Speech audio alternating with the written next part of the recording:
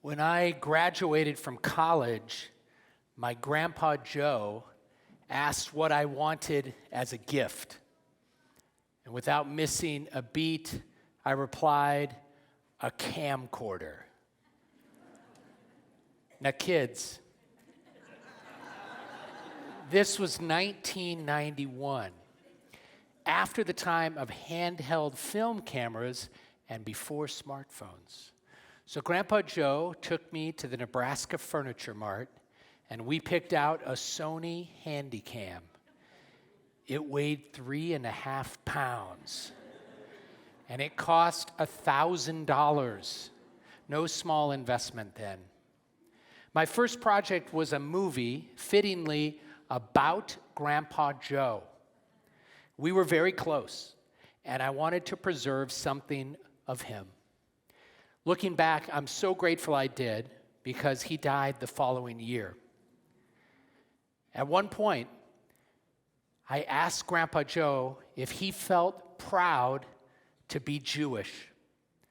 And even though I recorded this 33 years ago, his visceral response feels urgent right now.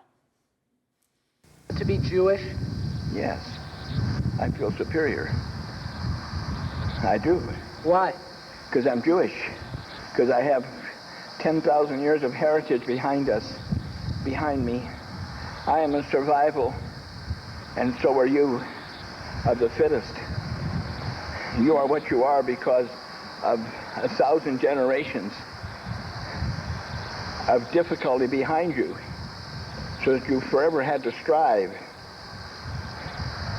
Don't you feel superior? You have more than a religion. You have a heritage. Now, Grandpa Joe's use of the word superior might sound a little jarring, but it wasn't arrogance. It wasn't a belief that he was better than others. He grew up with plenty of anti-Semitism. He certainly didn't enjoy special advantages as a Jewish boy in Omaha, raised in poverty. What he carried was a deep sense of belonging and pride in being part of a people who were strong, resilient, and creative, who had endured and survived. He knew that if his parents hadn't left Poland in 1909, if they had stayed in their little shtetl of Goworowo, northeast of Warsaw, they almost certainly would have been murdered by the Nazis, along with the rest of the family who had remained. His sense of feeling somehow superior was really, I think, gratitude and strength, born of survival and a belief that our heritage can bring something meaningful and important to the world. I'd seen that conviction in him many times. A few years before I filmed this conversation, we were in Israel together, his last visit. He was 80 years old, and I was his traveling companion. Getting around wasn't easy for him, but the trip mattered. It mattered to him, and it mattered to me as well. One morning, our group was on top of Masada, and I turned around, and Grandpa Joe had vanished. 80 years old, poor mobility, hard of hearing, balance not so good. How on earth did he disappear? I began searching frantically for him, and then I saw a cluster of soldiers who had hiked up early in the morning to chant their pledge, Masada will not fall again. And there, sitting among them, beaming, was Grandpa Joe. He was sort of holding court with a group of soldiers, and he'd found a young woman in uniform who spoke Yiddish, and they were deep in conversation. Here he is on Masada with me and my brother just after we found him. For Grandpa Joe, being Jewish wasn't just a religion. It was heritage, endurance, and a calling to goodness. And notwithstanding that comment about feeling superior, he lived with profound respect for others, regardless of their religion, skin color, or what they had in their bank account. He treated everyone with warmth, with charm, and with love. At the core of my Grandpa Joe's Jewish pride was the value of particularism, the conviction that we share a unique covenant, a unique identity, and a unique responsibility that binds us to one another. Jewish particularism calls forth a deep loyalty to our people's struggles, needs, and concerns. That's what I saw in his eyes that morning on Masada, sitting among those young soldiers. Loyalty to a people, pride in our strength, and hope in our future. That loyalty, that Jewish particularism, lives here in our congregation through our advocacy for the hostages. Not all of whom, by the way, are Jewish, but whose fate is tied to us through the value of Ahavat Zion, our love of Zion. Every week, we pray for people most of us don't know personally, yet their names are etched in our hearts, and we feel a connection to them that is visceral, that is powerful, that is personal. Last spring, Jacqueline and I were in Florida with one of our daughters for a simcha. And at the hotel where we were staying was a small group of hostage families, some of whose loved ones were still in captivity, some who had come home. And they were traveling across America to tell their stories and to encourage advocacy on behalf of their loved ones. A flurry of texts arrived from Jacqueline and our daughter Ariella. Come to the lobby. Keith is here. And then another text. I just met Omer. And I knew who those texts were about. Keith was Keith Siegel, an American-Israeli grandfather and farmer who was taken from Kibbutz Kfar Aza. And Omer was Omer Shem Tov, in his early 20s, kidnapped from the Nova Music Festival. Seemingly two strangers, torn from their families, yet bound to us powerfully through our prayer and advocacy. Their well-being is our concern. That's what particularism looks like. Now, there's a phrase that will repeat throughout these days of awe. The rabbis placed it in the liturgy so that we'd be inspired by it and so that we'd live it. It's in the Kiddush on Rosh Hashanah evening. It's in every festival Amidah. It's in the blessing after the Haftarah that we just heard. Baruch atah Adonai, melech al kol haaretz, mikadesh Yisrael. God, you are ruler of all the earth, and you sanctify Israel. You set us apart. You make us holy. The universal and the particular, side by side, inseparable. And Judaism has always held this paradox. Particularism says, Kol Yisrael arevim ze bazeh, all Israel is responsible for one another. And universalism says, every single human being is created b'tselem Elohim, in the image of God. Rosh Hashanah asks us to stand in this tension. Even the Jewish calendar encodes this balance. In the Mishnah, we learn that in Jewish tradition, there are actually 4 New Years. One is in the month of Nisan.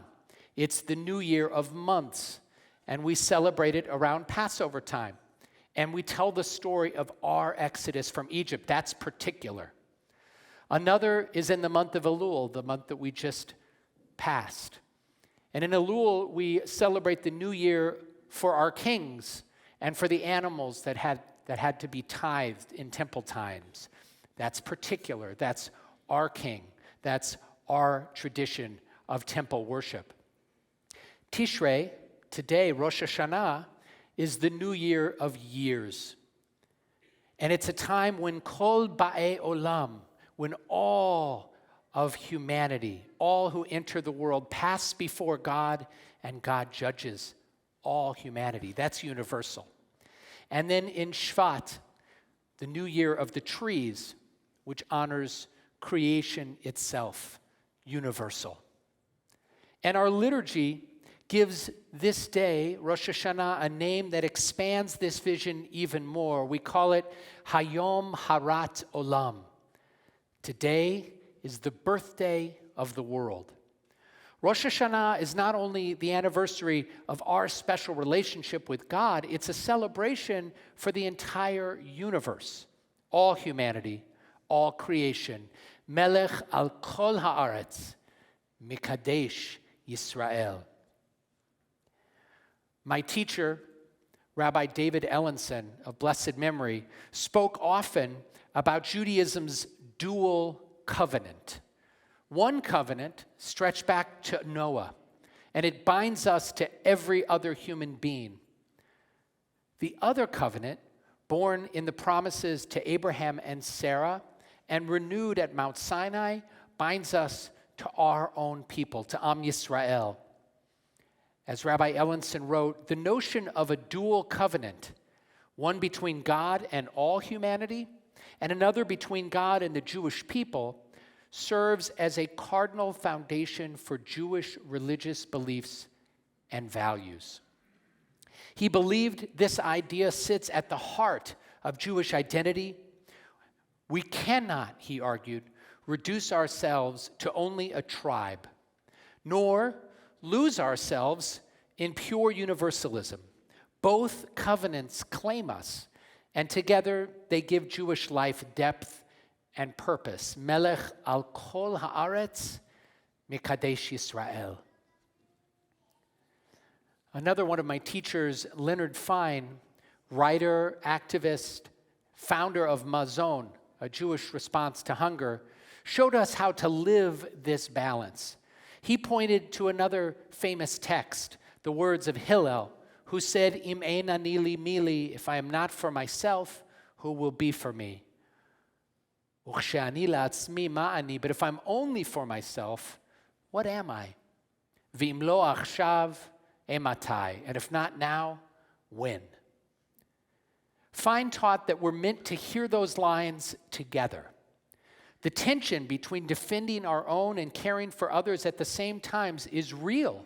It's sometimes painful, but it is essential, and it's never an excuse for inaction. That's why it says now we have to try to solve this tension, this problem. And Leonard Fine's life was its own commentary. He championed Jewish education. He fought bravely for Soviet Jewry, and he created Mazon, very deliberately named a Jewish response to hunger, and not a response to Jewish hunger, because Mazon feeds people of all faiths. For him, Judaism's heart is expansive enough to hold both obligations at once. In our day, Dr. Michal Biton reminds us that we must find the golden path between a universalism that is too idealistically impossible and a fundamentalist particularism that harms others. Our tradition, she writes, commands us to care first for our own people, while at the same time being a light unto the nations. And here she echoes the prophet Isaiah, who teaches us that God calls us to righteousness, and God promises to hold us by the hand. And God says, I have made you a covenant people, le'or goyim, so that you can be a light unto the nations.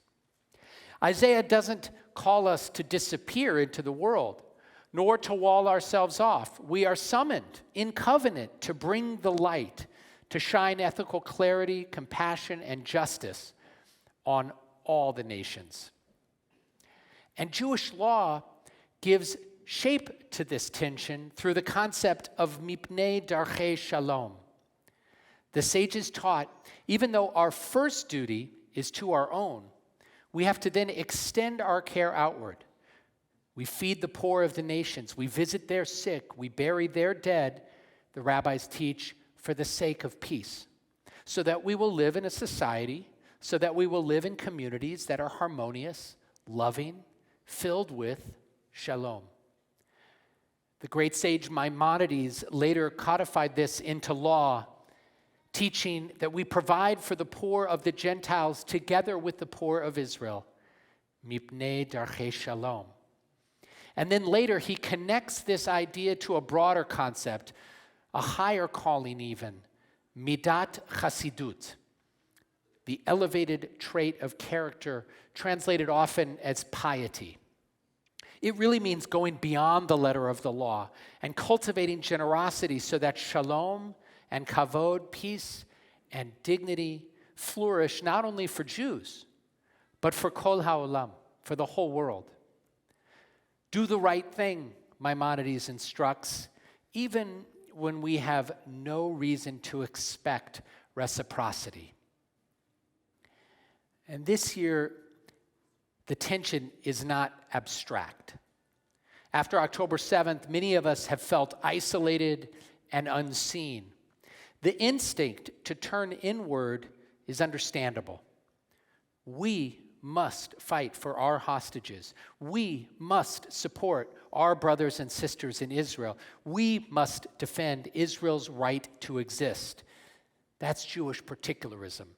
And by the way, if we don't do it, who will? But Rosh Hashanah celebrates universalism.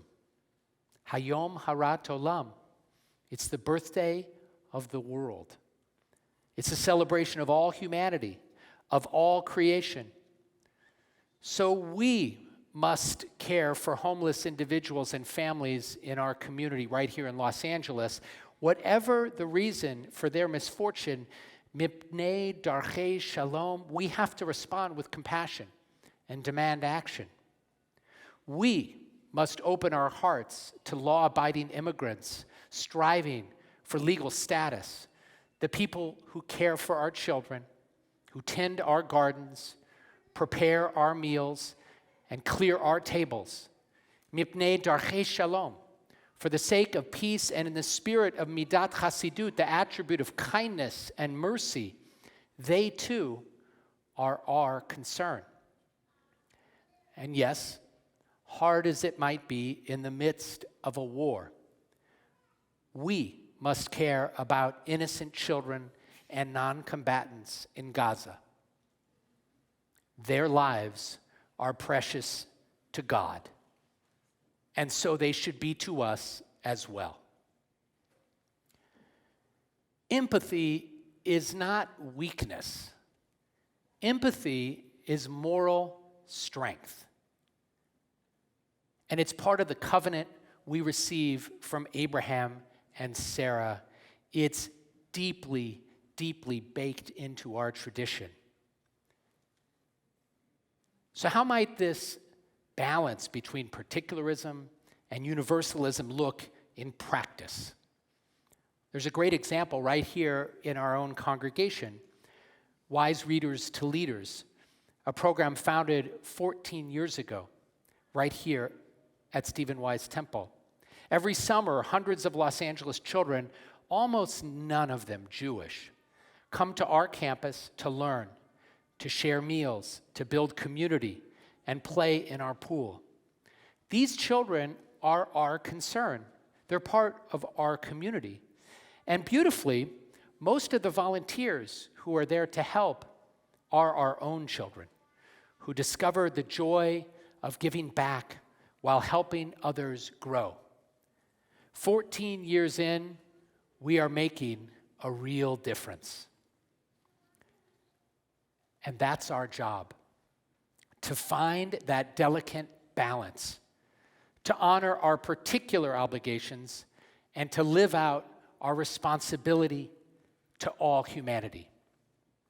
And we do this exceptionally well at Stephen Wise Temple, from nurturing children in our schools and youth programs to supporting students and families at every stage of life, to strengthening our bond with Israel and safeguarding our community. All of these are examples of our Jewish particularism. All of them are examples of Hillel's teaching Im ein anili mili, if we are not for ourselves, who will be for us? But we do not stop there. We also reach outward, honoring the universal impulse, our obligation, mipnei darchei shalom, for the sake of peace. Through Tikkun Olam, we march in the Pride Parade to affirm LGBTQ plus inclusion and dignity. We partner with Hope the Mission and Our Big Kitchen Los Angeles, and we support efforts across our city and across our country that lift up every human being. These initiatives express our calling to walk the paths of peace, darchei shalom, to hold fast to our people while opening our hearts and hands to others. And that blend of commitment to our own and generosity towards others is what gives our community its strength. And it links us to the wider Jewish story. Some of the clearest examples of this come from Israeli NGOs that even in the shadow of October 7th have stepped forward to model the tension between the universal and the particular, caring both for our people and for others in desperate need. For years, Israel has gone wherever disaster strikes, bringing clean water to villages in South Sudan, setting up child-friendly spaces after earthquakes in Nepal, rescuing flood victims in Texas and Mozambique, and supporting refugees from the war in Ukraine. Its teams arrive quickly, and they stay long after the headlines fade. After October 7th, for the first time in its history, Israel deployed inside Israel, offering trauma care, logistical support, and supplies to devastated communities in the south. And today, even as it continues to help Israeli survivors, Israel is also working with partners to deliver humanitarian aid to innocent civilians in Gaza. And Israel isn't alone. Another Israeli NGO called Smart Aid, founded by Shachar Zahavi, is also active today in Gaza. And here's how Zahavi explained in a recent article in the Times of Israel the work of Smart Aid. We are currently helping with the distribution of hygiene products, food, and tents because Smart Aid is a humanitarian body, and we are humanitarians to our core. We work through organizations already active on the ground, assisting from the outside and coordinating from within. Together, IsraAid and Smart Aid show us what it looks like to honor both sides of our calling, faithful solidarity with our people and deep compassion for all who suffer. I want to suggest that this is precisely the Jewish pride we should be celebrating. The kind I saw in my Grandpa Joe's eyes that day on Masada. Not pride that shuts others out, but one rooted in resilience and purpose. The joy of belonging to a people who love their own fiercely and at the same time dare to love the broader world. This is our heritage. Thousands of years of Jewish values distilled into these two radiant commitments, Ahavat Yisrael, a steadfast love of our people, and Midat Chasidut, the audacious spiritual hunger to extend compassion to all humanity. Even in the face of tremendous challenges, we have not, and we will not give up on that vision to be for ourselves, but never for ourselves alone. So today, on this birthday of the world, we stand in that holy tension. We are the children of Abraham and Sarah, bound to one another in covenant. And we are children of Noah too, bound to all humanity. And this is not a paradox to escape. It is a truth to live. Melech al kol haaretz, Mekadesh Yisrael. God is sovereign over all the earth, and God sanctifies Israel. Both are true. Both must be true. May this new year give us courage to defend our people and compassion to embrace all people, so that we guard the covenant and live it keeping safe not only our brothers and sisters, but our shared humanity as well.